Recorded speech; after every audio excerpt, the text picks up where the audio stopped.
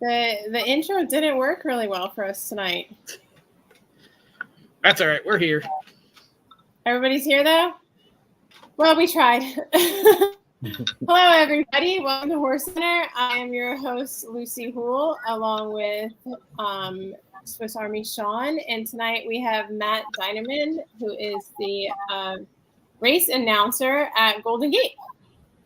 So welcome. Hello, Matt. Nice to meet you. How are you doing tonight? I'm doing well, Lucy. Sean, how are you guys doing? Good. Doing well. Very good. Nice. It's a pleasure to meet you. I'm actually glad, really glad that you're on the show because I have a couple of questions. Race calling is like an absolute mystery to me, how you guys get it all done. So hopefully you can explain some of that for us, along with how you got started in the business. So have you always been in the horse industry, or are you familiar with, did you start at the racetrack before you were an announcer? Yeah, so I'm from San Diego, so Del Mar is my home track. And I'm basically a first generation horse racing industry employee. My dad, big fan of racing, loves going to Del Mar. He brought me when I was a little kid, and I was just enamored by everything, the pageantry, the horses, the excitement, the roar of the crowd as the horses were running, the majestic horses. I mean, I was just everything about it was just incredible to me. So I really wanted to get involved. And my dad was actually in a nonprofit organization called Tranquility Farm. He's still on the board actually, which is essentially like Karma. It's a program that helps retired racehorses find new homes, do new things, rehab if they need it. And so we met a few folks through there, including a bloodstock agent named Gail Van Leer, who actually got my first official job when I was 15, helped me get into the barn of John Sadler. So at the age of 15, I was waking up at 4:30 every morning, walking hots, and ended up doing that for 4 summers. I absolutely loved it. And then for 2 summers, I was in the press box at Del Mar, working under Dan Smith and Mac McBride there, learning about front side operations, and also, of course, how everything goes in the media, how deadlines are met, the information that's needed, how it's passed out to all the media members so they can distribute it to the public. So I got a real good schooling of backstretch business and front side business as well, the front and the back of the house. And while I was in the press box, that was when my love for race calling and starting to race call really took place. Well, that's impressive. So you have quite a history on the racetrack.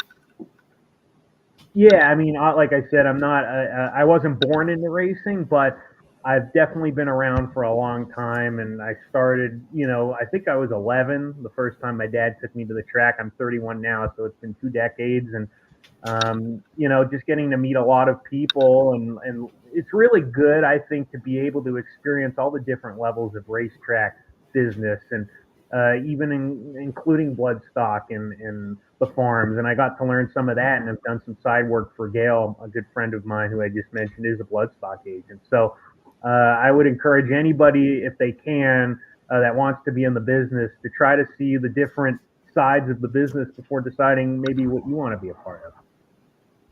That's some really good advice. I like that. So you're kind of in the process, you are in the process of transitioning to Oaklawn Park, right? Yeah, so I accepted the job at Oaklawn and was offered it, of course, last month. So I'm really excited about that. Oaklawn, obviously, not just a top winter destination, but a top destination in general all year round in the United States with horse racing. Get some of the best horses in the world that run there. So very excited. I'll be moving to Hot Springs, Arkansas in late November, and we kick off that meet over there at Oaklawn on December 8th. Which runs through Kentucky Derby Day. So 66 days of racing, and it's a new experience. It's going to be something new, but I'm excited. I'm really excited. That's great. So you've been in California your entire life then, right? So this is kind of a big move. It is a big move. I mean, yeah, I'm very West Coast. My parents are both born in Massachusetts, raised in Massachusetts, met in Massachusetts, lived on the East Coast for a long time. And then when my mom was pregnant with me in 1992, my mom and my dad actually moved to California. So I'm very West Coast. But it's funny because I'm very West Coast. They're very East Coast.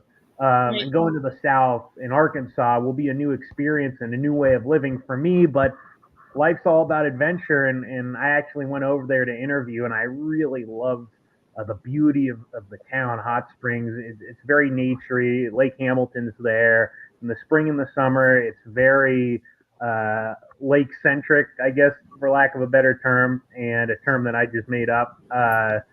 It's a beautiful place, and definitely, like I said, the living's going to be different. But I'm really excited because everybody I've dealt with and met there has been nothing but a pleasure and kind, and it'll be fun. It'll be a new change, but I'm thinking it's going to be a very, very, very good change. I am also from the West Coast, and I came out to the East Coast quite a few years ago. You'll do just fine. You'll do great. So there's a lot of differences, but you'll do just fine.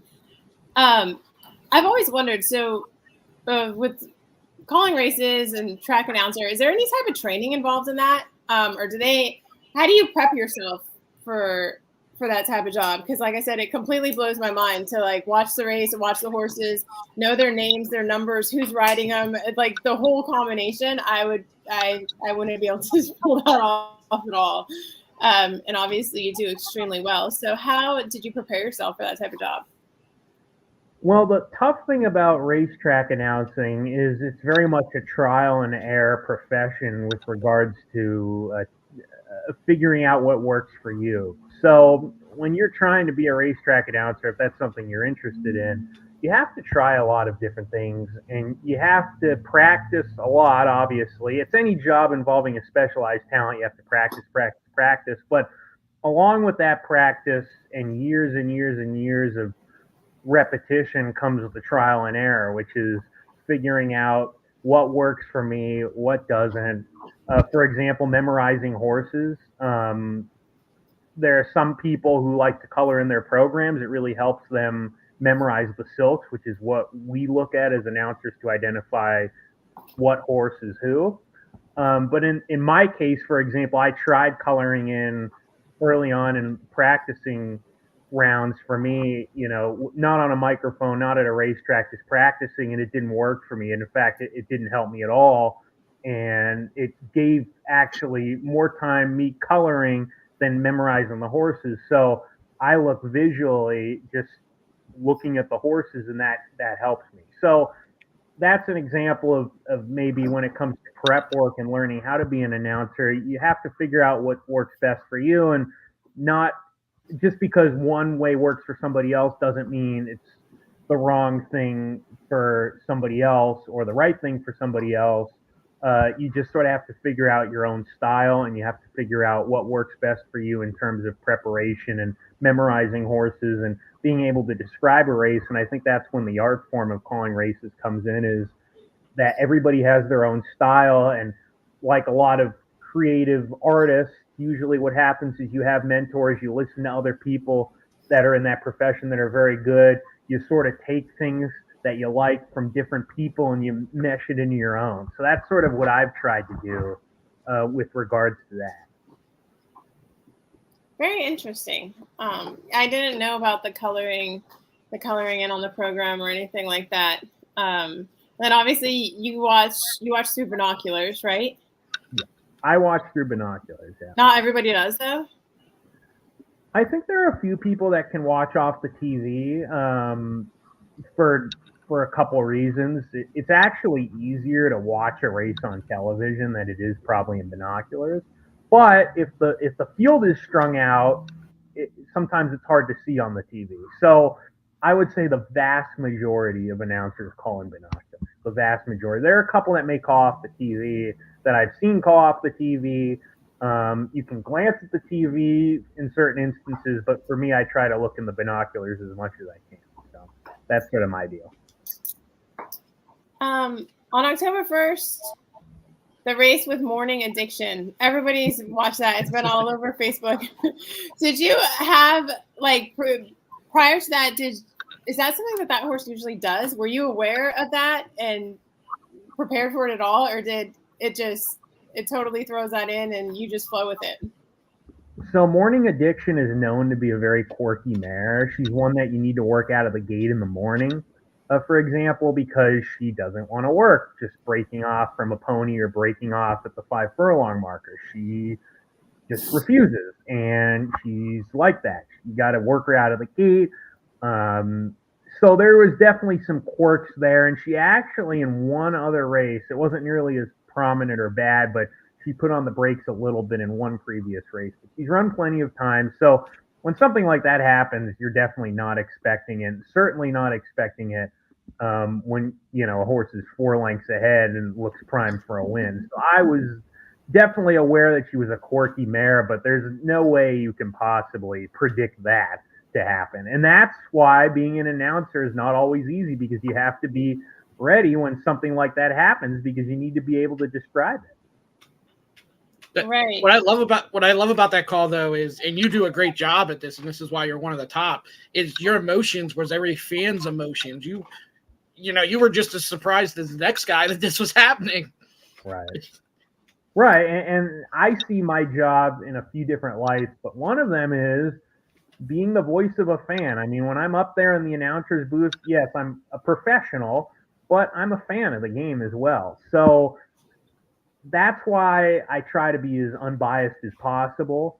I don't want to bet on the races I called for that reason, because I don't want to be aggravated that my horse lost, as I'm supposed to be giving another horse and their connections kudos. Or, for example, something like that happens, it's exciting. I mean, that was one of the most thrilling wins you'll see, with a horse doing that, and an amazing feat by that horse to win. And by the way, just a side note, she ran last weekend and she won again, but she didn't do anything like that. She actually did everything perfect. So I don't think we'll solve the mystery as to why she did that. But I've really always believed, my sort of philosophy on race calling is let the race tell me what it needs, and then I give it to the people. And that's the art form of calling a race, is being able to process what's going on and describe it in an appropriate fashion. And that includes certain emotions that may come into play during a race. Yeah, absolutely. I love that. Another thing now, with you going to Oaklawn, one thing that will be different is when you have the stakes races, and I think you'll have a little bit more at Oaklawn than you do at Golden Gate, is the same color saddle towels, right? Have you ever experienced that before? I have never experienced that before. Luckily, that won't affect me as a race caller, because I'm watching the silk of the jockeys. So like I mentioned earlier, the silks are primarily, I would imagine, what pretty much every race caller uses to identify the horses themselves. So I can't sit here and lie and say I've never used the saddle towel in the history of my life if I can't figure something out. Sometimes you can cheat a little bit and do that every once in a while. It's never advised under any circumstances, but I've never experienced calling a race with the same colored saddle towel, and that is exactly why you sort of learn as an announcer to look at the silk. For that reason, one, if they're all the same color, then you're out of luck. And also, if horses are down the backstretch and they're lining up, you're not going to see every saddle towel. It's going to get blocked. So that's another reason why you want to look at the silks, because sometimes you may even see a sliver of the silks, or you may see the cap color, and that's all you have to identify the horse. So in that respect, there are times where, the race calls can, finding a horse and figuring out who it is, it can be dicey at times in that sort of scenario.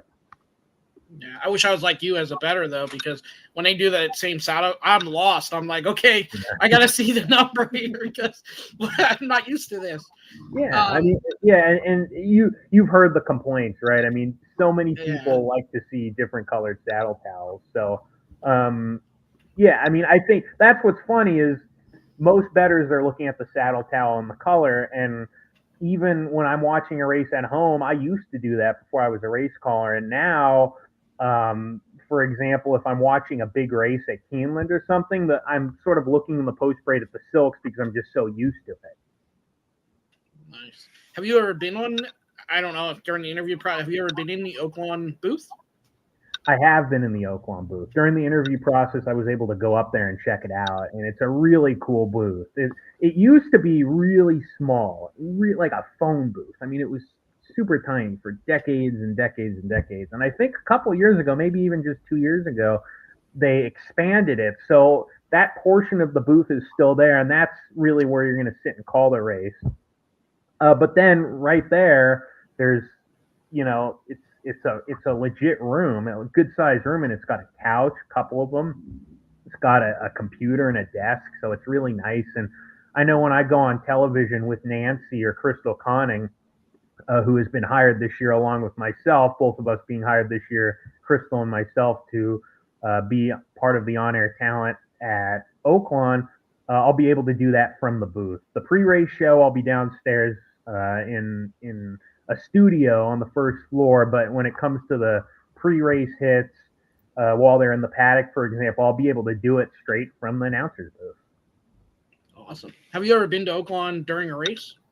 Like I have not. No, I've never experienced a single race at Oaklawn. So the first race I'll ever experience and the first race day will be December 8th. So it'll be a new thing for all of us. It'll be new for me being there, and it'll be new for everybody to hear me over there. Awesome. And then the here and now, Golden Gate starts back up this Saturday with the fall meet. We do, yeah. Our entries came out today actually for a Golden Gate, and really good card. I think 86 horses and 9 races. The Golden Hour wagers are back between Santa Anita and Golden Gate. People love that bet, the low takeout and the overlay payouts, and the higher minimum. I think all of it really contributes to just really good payouts. And we try to put our best competitive races towards the end when we have the Golden Hour wagers to make that wager exciting for folks. And you're definitely going to get it on Saturday. We've got a 12-horse allowance race in race 8, which is the second leg of that Golden Hour double, and then the 9th race will be 11-horse maiden special weight, which is the last leg of the pick 4 and the double in the Golden Hour. So first post will be 1:15 at Golden Gate, and we start the fall meet Saturday, and it should be a good day. Awesome. So you like the minimum thing? I know Santa Anita started with the $1 pick 6 instead of the 20-cent pick 6 as well. I have different thoughts on that, but you like that? I do. I think that it's really a key to helping really find that value. I mean, if you're playing, for example, a double and you think it might be a little more formful and you're used to playing $5 doubles, maybe you put a $10 double, maybe you put a $20 double. So it's just trying to extract that value and finding that value for the horse players. And I think combining it with the low takeout, really, that's the moneymaker right there. I mean, if the takeout was 23%, the payout wouldn't be nearly as good. So I think combining that low takeout with the higher minimum, if it was a 50-cent pick 4, different than if it's a $2 pick 4 or a $5 pick 4. Yeah, absolutely. What is the most unusual race scenario you've ever called? That wasn't Morning Addiction. That wasn't Morning Addiction. Probably this was I don't remember what. This was before the pandemic. It was in 2019, I think it was. And we had a 1.5 mile turf race, and the jockey thought that it was a 5 furlong turf race. So, yeah, one of those deals. He decided, and I remember talking to him a week or two after the race, and he was coming down the stretch, and he was saying to himself, why haven't they sprinted this horse? This horse is 12 lengths ahead. I got to go back and tell her we got to keep sprinting this horse. Unbeknownst to him, it was a 1.5 mile race. So he's coming down the stretch, and, I sort of was thinking he was trying to pull a Precious Passion, that horse that used to go out there at a 1.5 miles and go 15 ahead. At first, I wasn't quite sure. And then after the wire, I saw him let up and take his horse to the outside and start easing up. So it made the Pollock Report. It made their YouTube page, made an article about it. And, I said, we've got another lap to go here, my friend. That was my comment, because we did. And he thought the race was over. And at the 3/4 pole, you see him turn over, and everybody goes by him. It's too late. So he didn't get one. Sometimes you see that, and you get maybe one other one that kind of follows suit. Nobody else followed suit there. Nobody else followed suit, and I saw a couple of riders during the race, like they sort of turned their heads to each other, like they were trying to, what's he doing out there? They're like, well, one less horse to worry about, right? Wow, that would be tough. That was it's weird because when it's happening, you're watching it, and as an announcer, here's the thing too. At home, it's a little easier to make a call and say, "Oh, this guy thinks he thinks that this race is 5 furlongs, it's a mile and a half." When you're on the microphone, it's a little bit different because you don't want to say something that's not true. So you're trying to figure it out, and you got to make sure that you're okay. This is exactly what's going on before you say it, and that's where the being spontaneous comes into play as an announcer. And that's another question, and I don't think you do. I know, like, when you hear games on football and stuff, they might have other people they can bounce things off of. No one's really in the booth with you to get a second opinion, right? No, not at all. I mean, especially during the race. I mean, you don't have time to turn off the mic or have someone even say something in your ear because they can probably hear it. You're so focused on the race because everything's happening so quick. That you have to process it yourself and you have to make it yourself. It's very much an individualistic job. Well, very interesting. The things that we didn't know. Very complex. It can be fun, rewarding. It's great work if you can get it, but it's also there's a lot of creativity, and you definitely have to. You have to be spontaneous. You have to be able to know how to describe things on the fly, and I think that's what makes it really rewarding is the art of doing a good job. It's like if you paint a picture, or you're an artist, you're a singer, and you sing a good song. I mean, you feel really good about it afterwards. So when you're able to paint that picture for everybody and do a good job, it's very rewarding. That's great. I really like your philosophy on that. That's really nice. It's definitely a talent and an art form, and you have that kind of talent. So that's good. If you were to pick any race anywhere, like the race of all races that you could call, what would it be? I would probably the Kentucky Derby, just because I'm an American guy. The Kentucky Derby is the king of all races, and one thing that's great is I'll be able to call the Arkansas Derby, which is very close to it. It's got the same level of stature and history and prestige as the Kentucky Derby has in Kentucky. For Arkansas residents, for the entire community at Oaklawn, the Arkansas Derby is a big deal. And for me, it is at the same level as a Triple Crown race at this point, with the purse being 1.5 million. And, I think last year they had 65,000 people on track. So that's something I'm excited to call for sure. But I would say if I could call any race in the world, it probably would be at some point, maybe, you never know, the Kentucky Derby. Good. Well, you never know. Hopefully so. Maybe one day. Yeah, now we have a comment here, and it is totally different. Now you'll have to handicap the dirt instead of Tapeta, and you won't have any turf. It is. And when Nancy Holthus and I go one-on-one, she's going to have the advantage early because she may know a little bit how the track plays. She's going to know that type of stuff. I will definitely have to adjust to that. Have I handicapped dirt races? Of course. But the Tapeta races, they're a little bit different to handicap. They're a little harder to figure out the pace. So I'm actually really excited to see come dirt racing here. Like I said, I've handicapped dirt racing, and I can go to any track and handicap it like any handicapper. But it'll be interesting because I'm sure that the race dynamics will be different. I'm sure I'll see patterns, and that's going to be very interesting, Philip. So I'm excited for it. I'm sure I'll catch on soon enough, but it's definitely not identical. And I would say this, I'm sure the style of riding, the style of tactics is probably pretty different than out here on the synthetic at Golden Gate. Well, that's a good question, too. When you're calling Golden Gate, or now you'll be calling Oaklawn, how much are you, obviously the big race days, I'm sure you're paying attention to, but how much are you paying to the Monday, Tuesdays, all the races going on around you at that time? I would say not as much as you might think. I mean, I've got like 5 TVs in the booth at Golden Gate. It's like my own little personal on-track betting parlor, right? It's like you sit there, and if I wanted to bet them, I could. I would say this. I try to watch as many big races as I can, especially, for example, when the Triple Crown season comes around.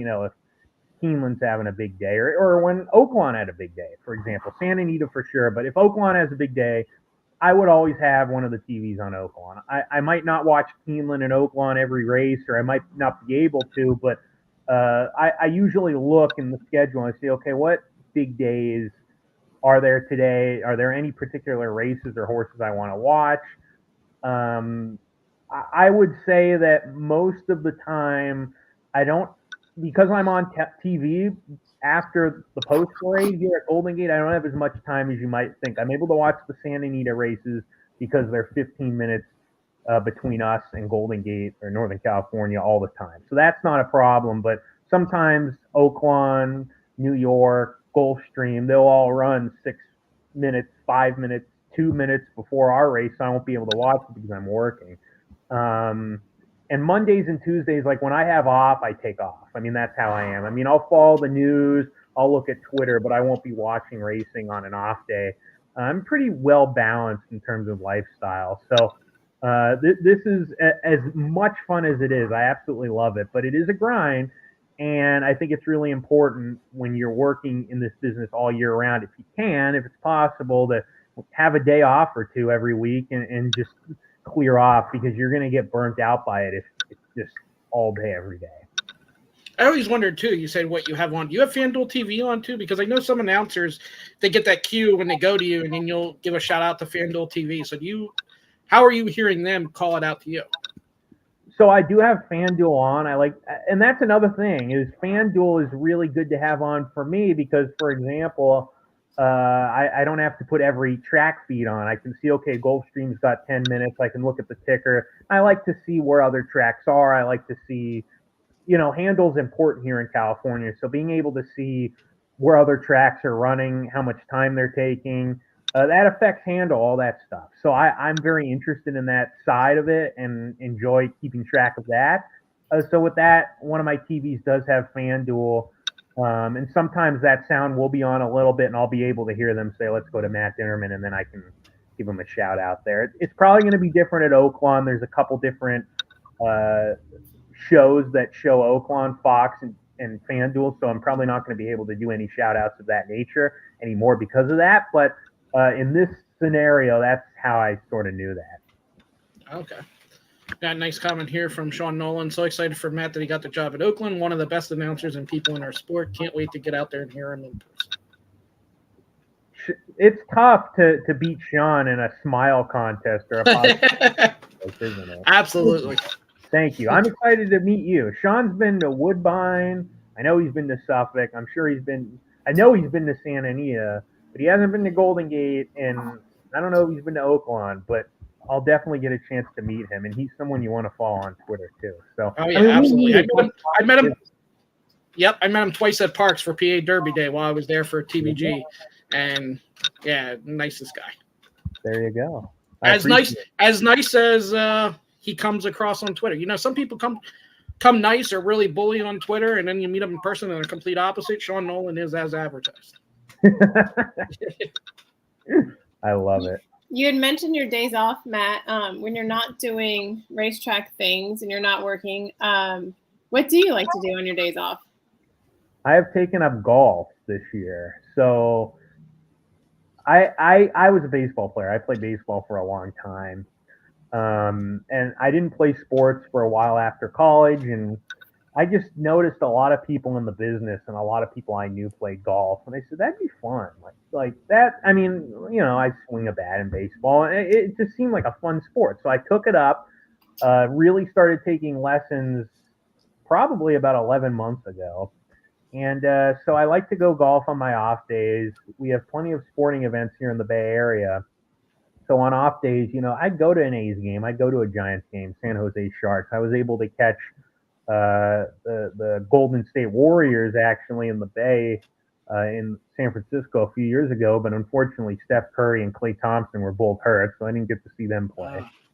Yeah, that was a bummer. But I did get to see the new stadium, which is gorgeous, and so I like going to sporting events, like golfing, like going out to eat, and I like doing exercise. I like hiking, and that's why I think a place like Hot Springs I'm really going to enjoy, because it's very naturey. So I'll have plenty of hikes and golfing and all that fun stuff to do.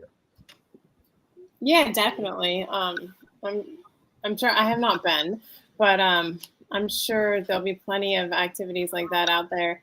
The Bay Area is one of my most favorite places, though. I do love the Northern California Bay Area, but I know people that have been to Oaklawn and they absolutely love it there. They say it's beautiful. So It's really a beautiful place. And I mean, I was at Emerald Downs. That was my first track. And Washington State, very green. Everybody knows that. That's what they think of, green and green and green. And Arkansas reminded me a lot of that. Very green, but more spacious. It was slower paced. I mean, Washington, it's very green, but the roads are really crowded at times, and there's a lot of noise and a lot of stuff going on. Arkansas was beautiful with all that green and probably more green, but it had a slower pace, and it was a really nice pace, and it was really peaceful, and the air was fresh and clean. So it's really a resort town for a reason, right? yeah, definitely. Not sure. Does this question? Do you need me to explain to you what the broom is about? Yes. If you want to. Sean, do you know what the broom's about? No, I don't. I saw this comment too, and I wasn't I bringing it up, and I wasn't concerned. sure. It was like something I'm not sure, but this is definitely a fan of yours here. So Okay, Loloy Baloloy. I hope that I said that right. So okay, so here's the broom. So unfortunately, I take this broom out way too much. So I was really frustrated years ago because I give out tickets, pick 5, pick 6. I'm also the on-air analyst at Golden Gate for those who don't know. So I do double duty. I call the races and I also do the pre-race stuff. But part of all first racing tracks is that we give out pick 5s, pick 6s, and pick 4s, or we can variate, but we give out tickets, multi-race bets, just like FanDuel does. And I'm better with doubles and triples, but that's what we do. So I'm giving out those tickets, and I just can't hit one to save my life. So there was a broom in the corner, so I took it out, and I said I got swept on all my tickets today. And then the next day it happened, so I said it again. So now becomes a thing where every time I lose all my tickets, I take out the broom and I say I got swept on my tickets, and I absolutely can't stand the thing. And I tell all the viewers that I really don't ever want to take this out, because I'm taking it out, it means I've lost all my money for the day with my tickets. So that is the broom, and I am leaving the broom in the Bay Area hoping for better luck. So the answer is no, I'm not taking the broom to Oaklawn. Although a trainer here told me, Reed Francis is his name, he wants to buy me a broom, and if I won't take it, he will ship it out to me. So that's the problem. oh no, well hopefully Well, it's nice you're having fun with it though, and if you lose, people can't get mad at you because you're making fun of yourself on air, right?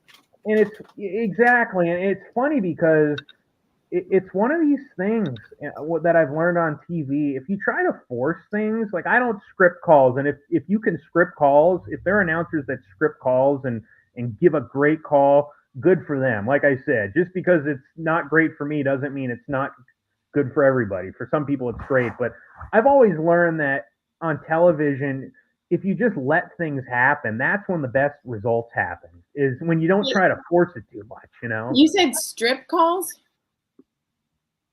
No, I didn't say, what did I say? Oh, script. Oh, script. Okay. I didn't know if it was a term of like strip calls. Like I was like, what is that? Okay. No, script I get calls. it. Yeah. So going back to the broom deal, I didn't think much of it. I just did it as sort of a joke, and it turned into this big thing where, oh no, Matt's got his broom out again. Or I'll be walking in the grandstand, and whether it be horsemen or fans will say, oh, don't take out your broom today. Like, it's become a big thing. And I wasn't expecting it to be, but that's just how it's been. And also, it comes to show that I think people really can relate to that and say, oh my God, well, I would have gotten the broom out too today because I got swept on my ticket, so I didn't have a good day. And I've been messaged by people that have said, it really sort of rings true to them because there are days that they have a terrible day. And sometimes you just have to admit it and put the ego aside and just understand there are going to be days we're going to not even get close to winning anything. And that's just how it is. Right.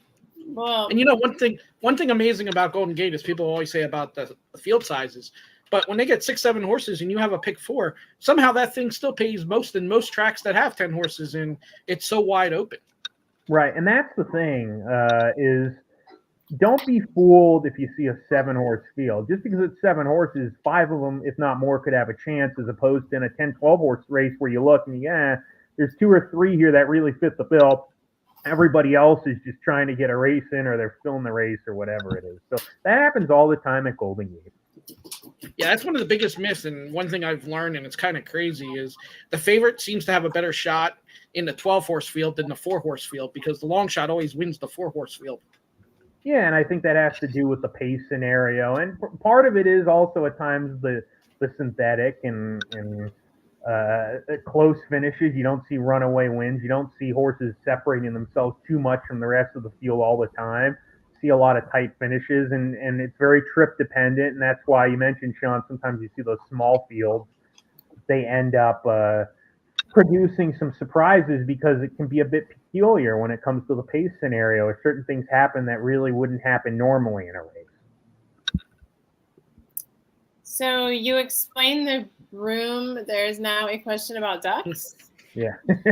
I think, Sean, you know about the ducks, right? I know about the ducks, yeah. He knows about the ducks. Okay. So, Lucy, we're teaching you all sorts of cool things. You won't get any bad ideas.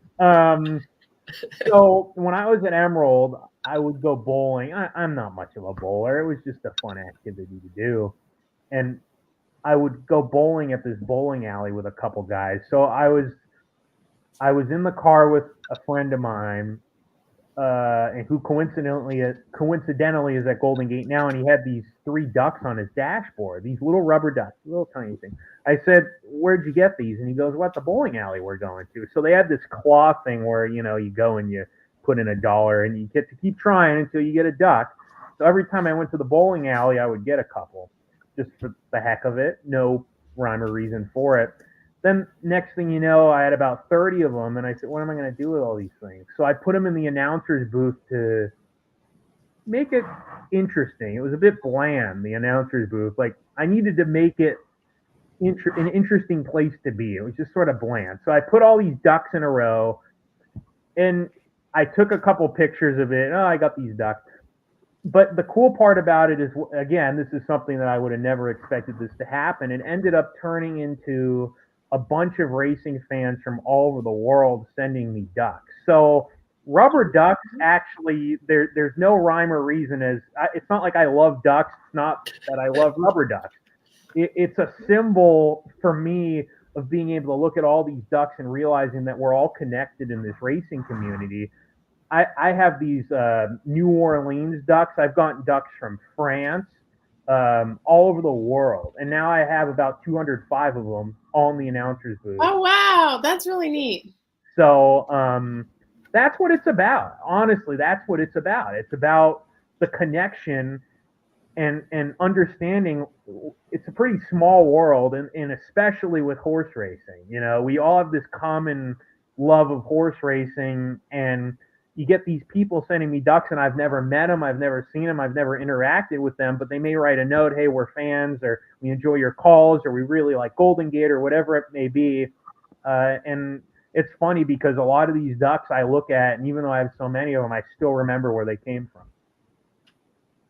Wow, that's very interesting. That's a good story. Yeah. So this person, I think Frank was his name, he asked, are the ducks going to Oaklawn? And the answer is, for now they are. So Good. I know they have like a duck society in Arkansas. I was looking it up for younger kids that love ducks. So there's a chance I may donate a bunch of them to them. I think that would be nice. But still sort of trying to figure out what to do exactly, but they will be making the move. They will be there. Well, good. I'm glad to hear. You get some interesting questions. What's the meaning behind your Twitter handle? 3 Colts Handicap. Thanks for the question. Yeah, that's a good question.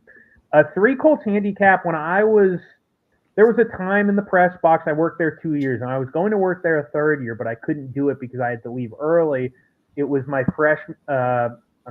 junior year of Chapman, and I went to junior college the first 2 years. So the 3rd year, I had to go to orientation. That's what they call it. Took me a second to think about that. Orientation at Chapman University.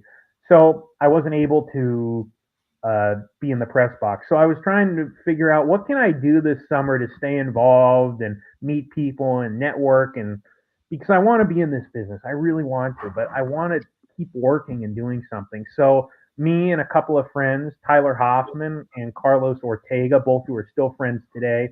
Tyler's always at Santa Anita.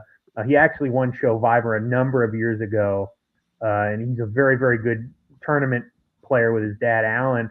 Carlos, a big racing fan as well, trying to get in the business actually now. And we made this blog called Three Colts Handicapping.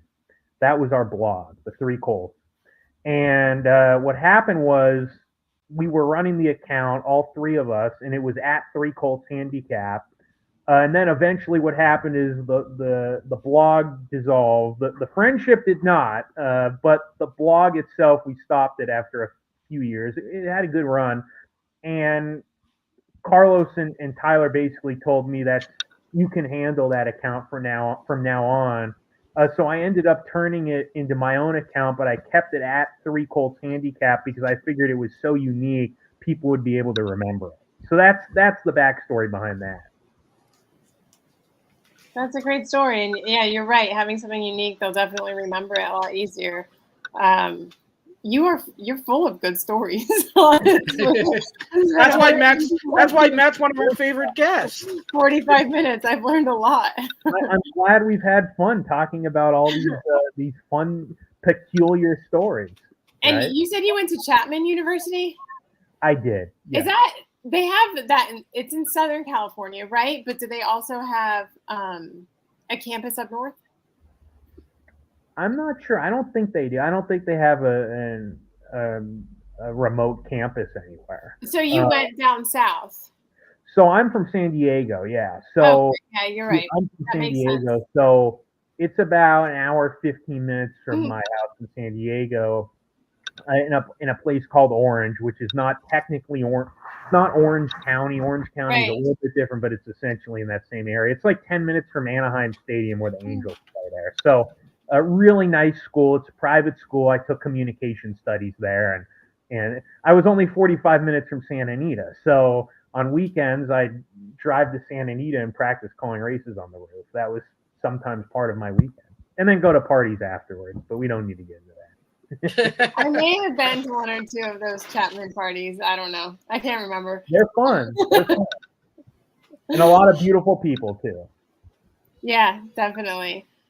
Wow, that's great. Well, I feel like I learned a lot. Did you, Sean? Yeah, absolutely. So the last, we're reminiscing all this is you, for those that don't know, when we were Horse Racing Radar and before Lucy, before me, you were going on Rich's show with Horse Racing Radar through the phone.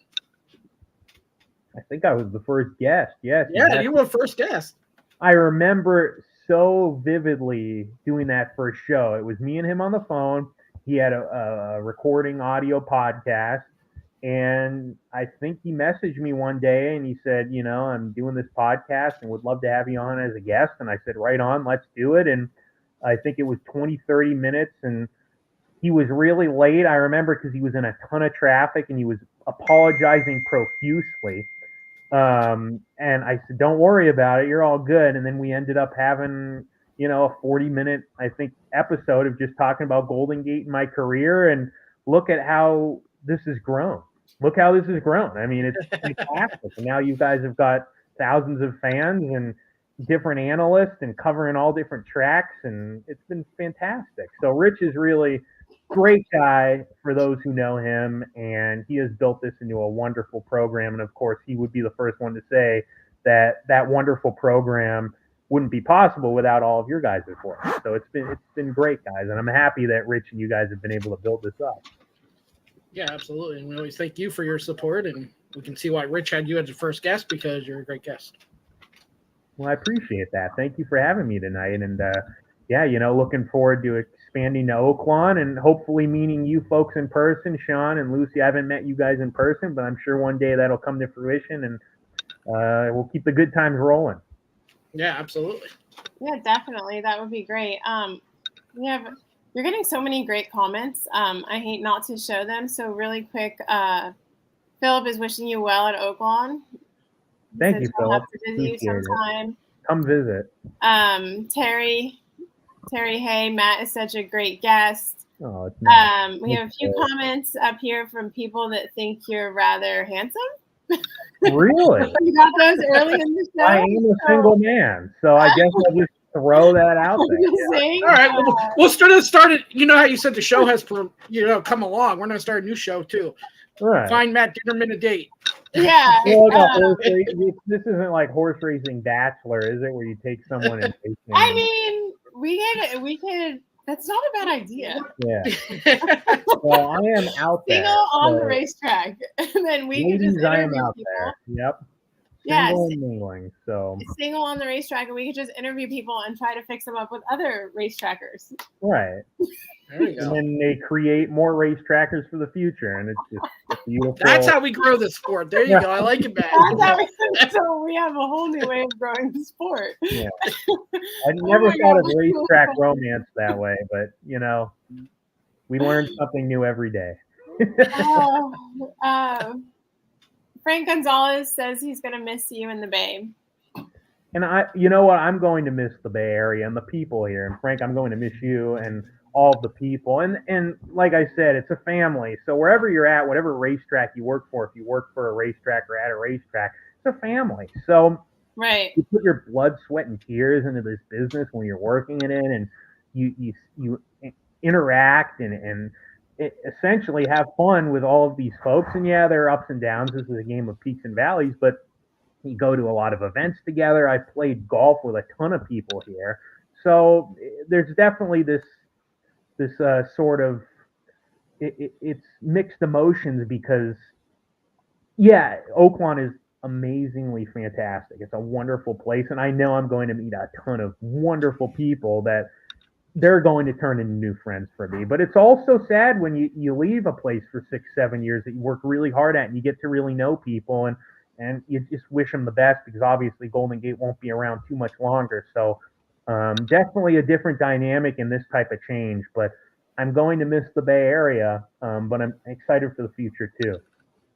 How far of a drive is it from Golden Gate to Oaklawn? Oh boy, I would say 28, 29 hours. I'm actually going to invest on shipping the car and then flying out there because I have to get there for a beginning of the racing year banquet. So I got to call races here. My last day at Golden Gate's November 27th. That's a Monday. And then on the 28th, I fly out, and then the banquet's on the 29th. So I sort of have to go.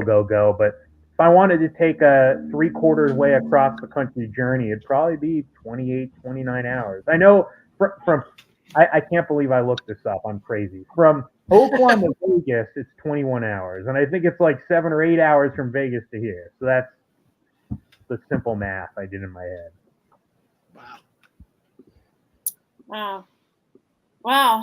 And we're almost approaching an hour, so we don't want to take up too much of your time. But it's been absolutely wonderful. I mean, we have more. You still have comments coming in. Really, I'm excited to hear all. I'll probably have to read this all afterwards if we can't get to them on air. Yeah. So Philip, GGF is my home track. When I visit, I'll tell you some GGF stories. Yeah, they used to have a softball team with the Jocks and the Bay Meadows management team and all this stuff, but I wasn't around during Bay Meadows. Bay Meadows is the other racetrack. Right. Golden Gate, Bay Meadows, and the fairs. And Bay Meadows closed in the mid-2000s. So thank you for all the comments, though. I can't wait to read all of them, and if anybody has any questions, feel free. So, wow, I think we've covered a lot today, guys, haven't we? Yeah, definitely. You were great. Wonderful guest. Super informative. There was a lot of stuff that I didn't know about your job. So it was great. It was very, very impressive as well. Thank you for letting me share. And it's been a pleasure. And I'll tell you this, I know quite a few people from Oaklawn who may not know me are watching this. So I hope that they learned a little bit more about me and sort of what I stand for, my personality, because what I am right here is what you're going to get. So I'm excited to meet all the folks over there, and at the same time, going to work really hard while my time is left here at Golden Gate. All right. Well, do you have anything else, John? No, that's it. Just congrats on the new job. Wish you all the luck, and we'll stay in contact, and hopefully one day meet, and definitely have you back on the show for sure. Absolutely. Anytime you need me, I'm around, guys. So thanks for having me. Thanks, man. All right. Thank you, Matt. It was a pleasure meeting you. My pleasure, guys. Thank you. And good luck. Thank you.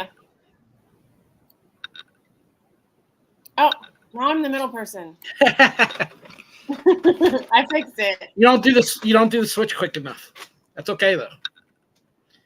People rather see a big screen of you than a big screen of me. It's okay. No. Well, that was great. Matt's wonderful. Yeah, absolutely. Every time he's on here, awesome guest. And I so had happy no for him. idea so many things. So happy for him that he got the Oaklawn gig. He's done There's well so many Golden things Gate. that I didn't know, but I've always wondered. When you're like listening to somebody call a race, especially when they're really good at it, it is such an art form. Yeah, and like he said too, I mean, you know how social media is and stuff. You can't say the wrong thing, so he's got to process it all, make sure he says the right thing. You don't say the wrong thing, because you say the wrong thing, guess what? It never goes away. So yeah, it's not an easy job at all. And you got to have the talent, you got to have the voice, and you got to have the smarts to do it. Yeah, no, absolutely. That was great. So I'm sure he'll do extremely well at Oaklawn. So they better get ready for him, because he's going to bring a ton of talent there. So that's great. And now we know things that we didn't know before. Yeah, absolutely. Guys, like Facebook, Twitter, TikTok, Instagram, Threads, at Horse Race #2 day. Tomorrow, share everything we have. Yes, please. Everything. Subscribe to our YouTube. Everything is free. It just helps us out a ton. And tomorrow the guys will be back. It's Wednesday. I'm not sure what track they're doing, but it should be Rich and Charles. And then we'll be back tomorrow night. I'm working on a guest. I might have it finalized by tonight, but either way, pay attention. I'll announce it. Might be a trainer. Not 100% sure. Don't want to release the name in case it don't work out, but looking like we have a guest for tomorrow. Very good. Well, then we will stay tuned for tomorrow. And until then, I will see you in the winner's circle. In the winner's circle. All right. Good night, Sean. Thank you very much, everybody. Good night.